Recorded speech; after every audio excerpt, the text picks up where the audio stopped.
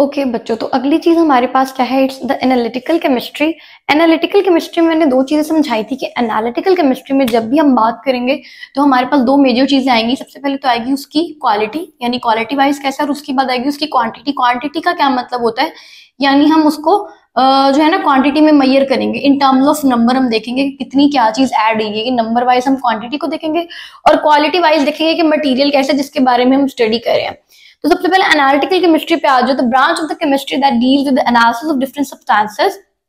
अब इसमें क्या होगा हमारे पास कि हमने एनालिसिस करना है, यानी ऑब्जर्वेशन करनी है किस चीज की? डिफरेंट सब्सटेंसेस की।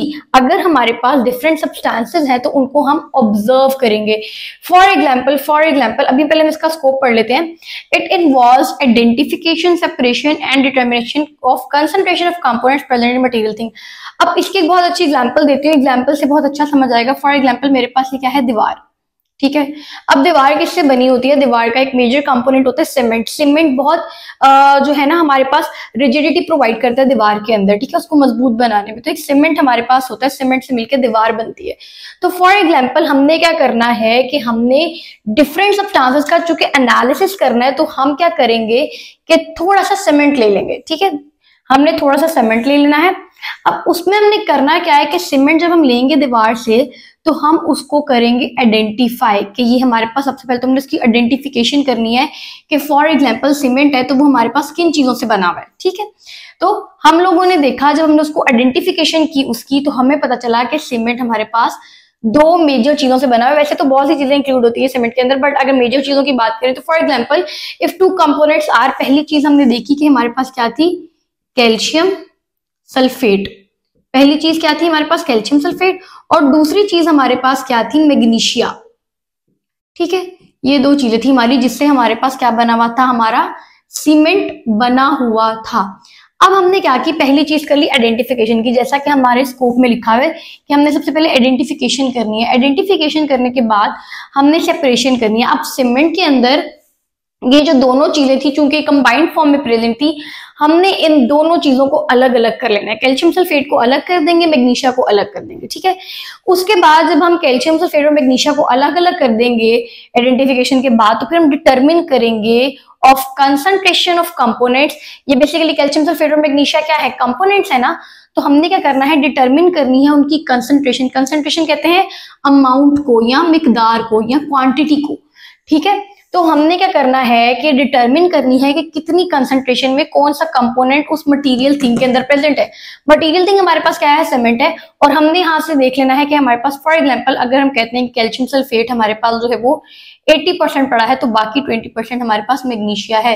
तो ये हमारे पास कंसंट्रेशन निकल आएगी। यानी सिंपल हमने क्या करना है? एनालिटिकल केमिस्ट्री में हमने एनालिसिस करना है डिफरेंट सब्सटेंसेस का। अब हमने डिफरेंट सब्सटेंसेस का एनालिसिस कैसे करना है वो स्कोप में हम बता देंगे कि अगर हमने डिफरेंट सब्सटेंसेस का एनालिसिस करना है तो सबसे पहले तो उन सब्सटेंस की आइडेंटिफिकेशन करेंगे कि वो सब्सटेंसेस हैं क्या, किसी भी मटेरियल के अंदर सब्सटेंसेस क्या है। फिर जब उन कंपोनेंट्स की या उन सब्सटेंसेस की आइडेंटिफिकेशन हो जाएगी तो उन दोनों को हम उस चीज से, यानी सीमेंट था उसमें कैल्शियम और मैग्नीशिया दोनों था, तो उस सीमेंट से हमने कैल्शियम को अलग कर लेना है, मैग्नीशिया को अलग कर लेना है। और फिर तीसरी नंबर पे हमने उनकी क्वांटिटी देख लेनी है कि डिटरमिन कर लेनी है कि वो कितनी कंसंट्रेशन में या कितनी क्वांटिटी में वो चीज उस मटेरियल थिंग के अंदर प्रेजेंट थी। तो ये हमारे पास एनालिटिकल केमिस्ट्री था, बहुत इजी सा है, ठीक है। आज जो बायोकेमिस्ट्री में ऑलरेडी बता चुकी हूँ, बायो मीन्स लाइफ, और जो लाइफ की स्टडी हम केमिकल रिएक्शंस के थ्रू करेंगे वो बायोकेमिस्ट्री होगा। तो डेफिनेशन पे आओ।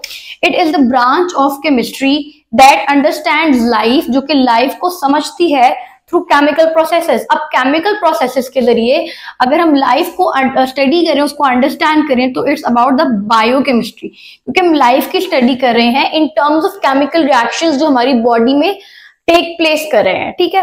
It is the study of chemical substances and vital processes occur in living organism. इसमें हमने क्या स्टडी करना है कि जितने केमिकल सब्सटेंसेस हैं किसी भी लिविंग ऑर्गेनिज्म के अंदर उनको स्टडी करना है। और वाइटल का मतलब क्या होता है? इंपॉर्टेंट, या जो इंपॉर्टेंट प्रोसेसेस हो रहे हैं किसी भी लिविंग ऑर्गेनिज्म के अंदर उनको स्टडी करना है। फॉर एग्जांपल अगर कोई लिखना चाहे तो लिख भी सकता है। फॉर एग्जांपल फोटोसिंथेसिस का प्रोसेस होता है, ये तो सभी को पता होगा। फोटोसिंथेसिस का प्रोसेस किसके अंदर होता है? और इसी तरह से हमारे पास एक और प्रोसेस होता है रेस्पिरेशन का। ठीक है।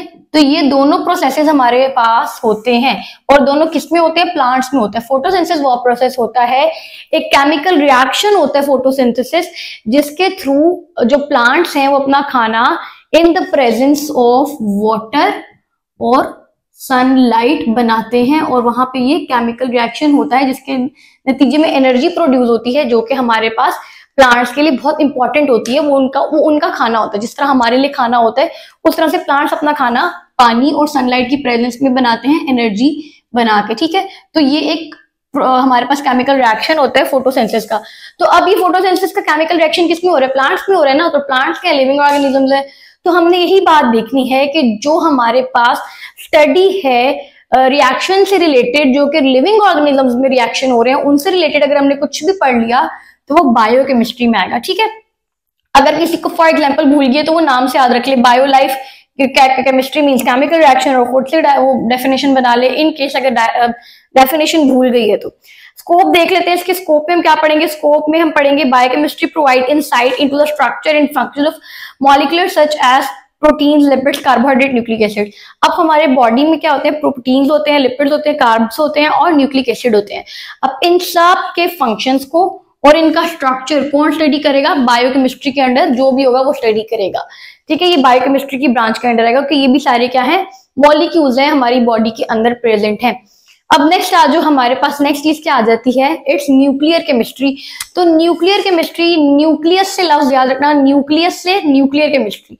तो जो केमिकल रिएक्शन जो है ना, एटम का एक स्ट्रक्चर होता है, आगे हम 2 चैप्टर में पढ़ेंगे। सेंटर में क्या होता है? न्यूक्लियस होता है, साइड पे हमारे पास ऑर्बिट्स होते हैं, शेल्स होते हैं। ठीक है, ये एटम होता है हमारे पास। तो वो कह रहा है कि ये जो न्यूक्लियस है हमारे पास, ये क्या है? न्यूक्लियस जो है, इस न्यूक्लियस के अंदर जो केमिकल रिएक्शंस हो रहे हैं उनकी स्टडी किसके अंडर आती है? न्यूक्लियर केमिस्ट्री के under. Nuclear chemistry deal with the chemical reactions taking place in the nucleus of an atom. Nucleus के अंदर ये है पूरा हमारे पास किसका स्ट्रक्चर है? एटम का। ये हमारे पास ना बेसिकली न्यूक्लियस होता है, साइड पे ऑर्बिट्स होते हैं जिनमें इलेक्ट्रॉन्स रिवॉल्व कर रहे होते हैं। तो ये हम आगे 2 चैप्टर में पढ़ेंगे, लेकिन अभी फिलहाल इतना याद रखो कि न्यूक्लियर केमिस्ट्री में जो न्यूक्लियस के अंदर रिएक्शन हो रहे होते हैं वो न्यूक्लियर केमिस्ट्री में पढ़ेंगे। न्यूक्लियर एंड न्यूक्लियस, इस तरह याद कर लो। इसमें हम पढ़ेंगे क्या? रेडियो एक्टिविटी का प्रोसेस पढ़ेंगे, न्यूक्लियर प्रोसेस पढ़ेंगे, ट्रांसफॉर्मेशन ऑफ न्यूक्लियाई, न्यूक्लियाई के अंदर, न्यूक्लियस के अंदर कोई चेंज आ गया तो वो पढ़ लेंगे, transformation. It has many application in agriculture, medicine, industry and research.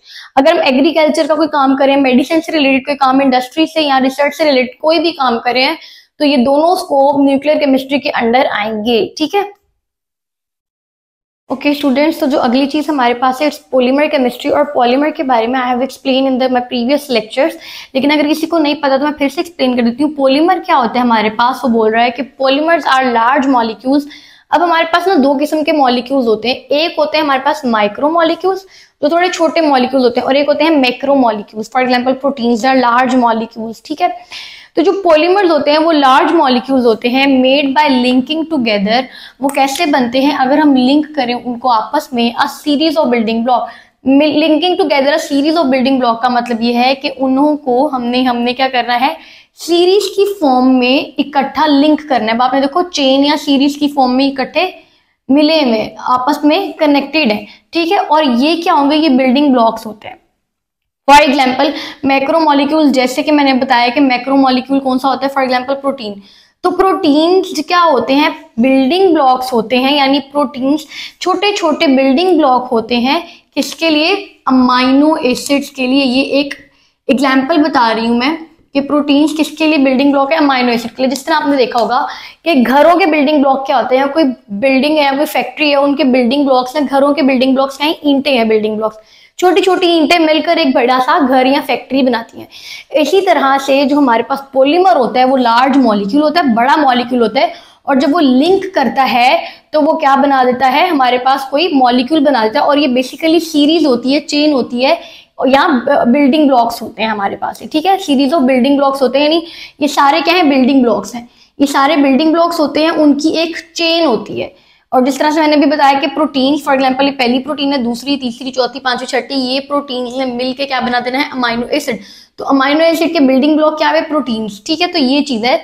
अब आगे आ जो हमारे पास पॉलीमर के स्कोप पे, पॉलीमर का स्कोप क्या होता है, पॉलीमर केमिस्ट्री में हम क्या पढ़ेंगे, जाहिर है अब हमने बिल्डिंग ब्लॉक की बात की है कि बिल्डिंग ब्लॉक है हमारे पास किसी भी मॉलिक्यूल के लिए, तो इसमें हम जाहिर है कि इन पॉलीमर का यहाँ तो प्रॉपर्टीज पढ़ेंगे, उनके स्ट्रक्चर को पढ़ेंगे कि वो बना किस तरह से है, उनके सिंथेसिस को पढ़ेंगे और मैक्रोमोलिक्यूल्स को पढ़ेंगे कि जाहिर है जो सा भी मैक्रोमोलिक्यूल है, for example if it is protein तो हम उस प्रोटीन को पढ़ेंगे, तो जो भी मैक्रोमोलिक्यूल होगा उसको पढ़ेंगे और उस मैक्रोमोलिक्यूल की प्रोटीन उसकी सिंथेसिस को, उसके स्ट्रक्चर को, वो सारी चीजों को हम पढ़ेंगे, ठीक है।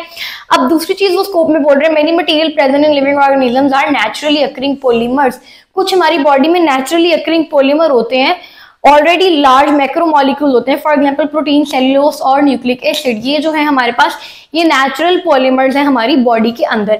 अब फॉर एग्जांपल वो आपसे ना यहाँ पे एमसीक्यू भी कर सकता है या यहाँ से एक शॉर्ट भी बन सकता है कि हमारे पास जो है वो पूछ सकता है कि नेचुरली अकरिंग पॉलीमर क्या होते हैं, तो आप बता दोगे कि प्रोटीन, सेल्यूलोज और न्यूक्लिक एसिड जो हमारी बॉडी में नेचुरली प्रेजेंट है उसको हम नेचुरली अकरिंग पॉलीमर कहते हैं। ओके, नेक्स्ट आ जाओ जियो केमिस्ट्री पे। What is the meaning of geo? Geo literally meaning earth.